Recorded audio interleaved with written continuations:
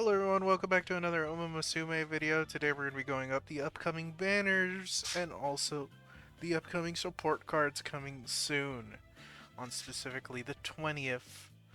Now I should probably group this in for the Legends race, but if you did not know, the Legends race for Vodka Tokai Teo and I believe the last one was Winning Ticket will be going up a day later after the Narita Brian banner, which is a bit silly if you think about it, but it's just how they did it. Um, Technically, the 20th is basically going to be the release of the Tartarus Cup, and it will finally have its official start on the 20th alongside Narita Brian, if I'm calculating correctly, which I think I am, hopefully. But this is Narita Brian. Narita Brian has a stat bonus increase 10% in speed and 20% in stamina. Her aptitude is going to also lean against turf, as the case with a lot of horses. When it comes to distances, her mile will be B, and her medium and long will be both A's. Her strategy of a course is A in pace, an A in a late, and a D in an end. If you really want to go through the arduous task of trying to make Narita Brian a ender, which is possible. I've tried that sort of thing. D is not too far low. You kind of just need to get those two procs on end to get her there. Her unique skill is Shadow Break, increases velocity with beastly strength when passing another runner on the outside of the final corner or later. What this basically is essentially they said, um, what if we took Symboli Road off and we just made her again and stronger?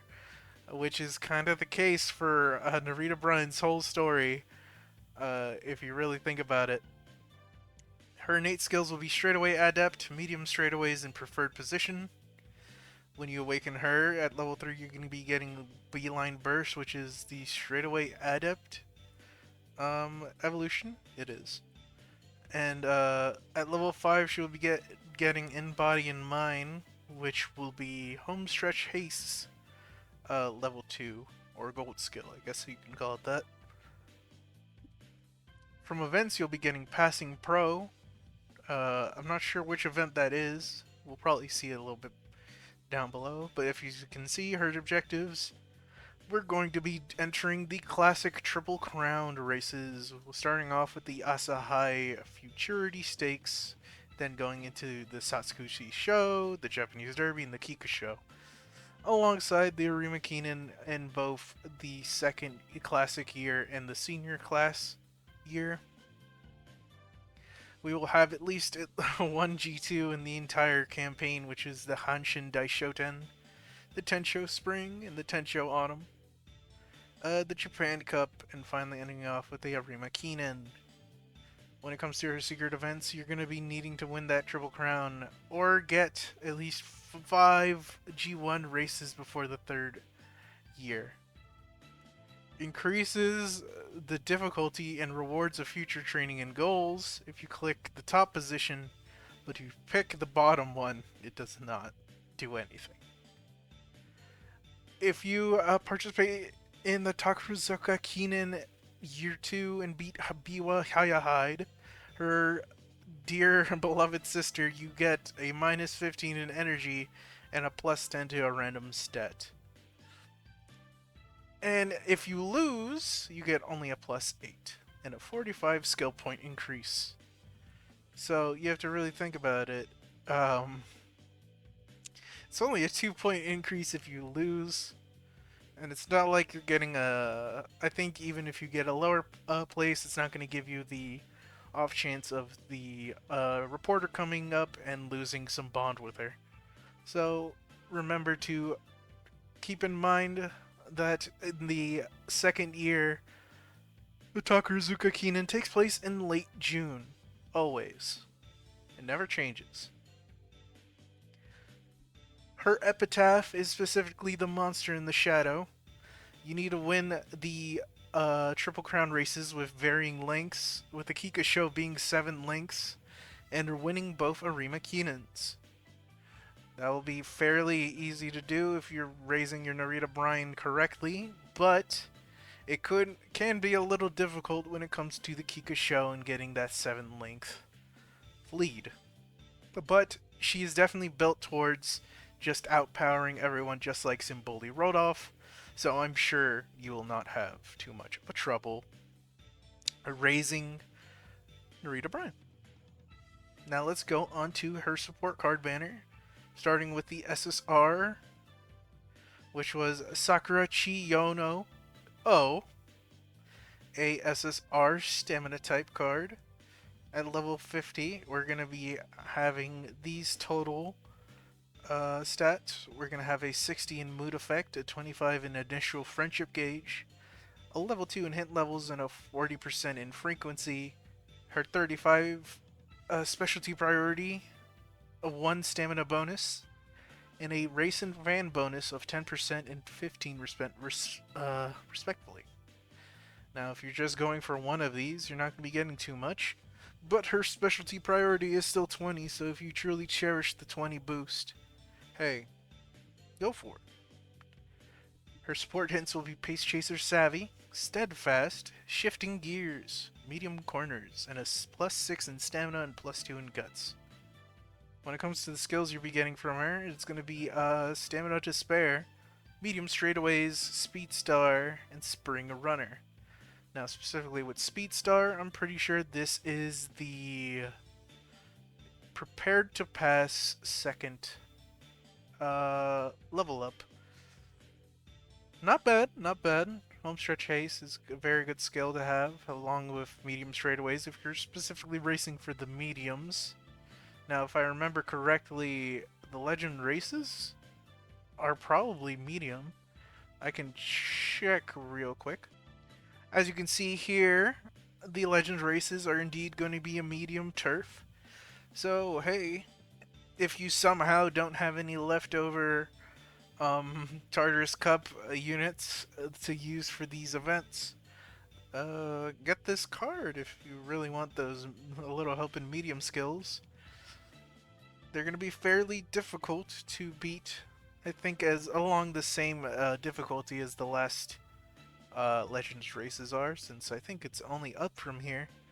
So it's not going to be your best pick for a stamina card, but it is a pick you can use in case you get it. Now let's see what her training events do. Okay, got some skill points.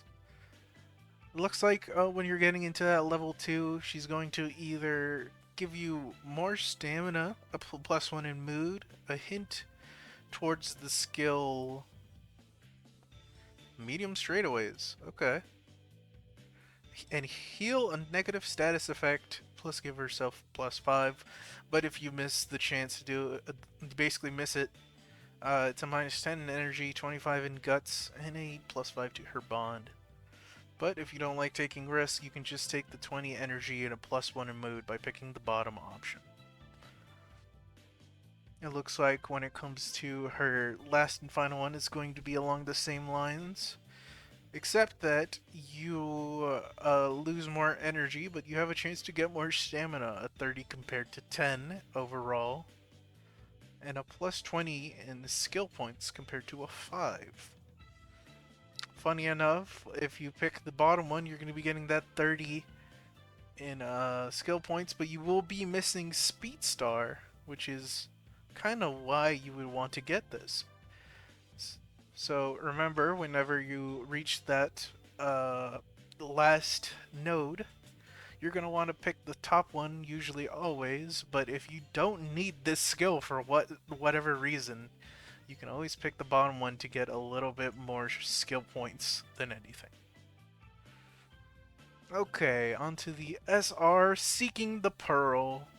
She is a Guts SR, and when you max it out, we're going to be looking a little like this.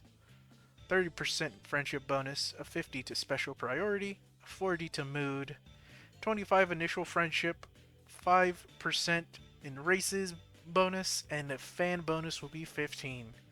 Her hit level will be only level 2 and a 30% in frequency and +1 skill point bonus.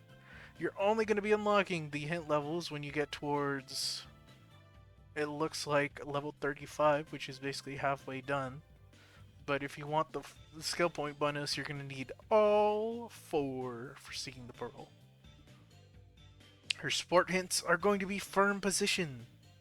Not firm position. Firm conditions.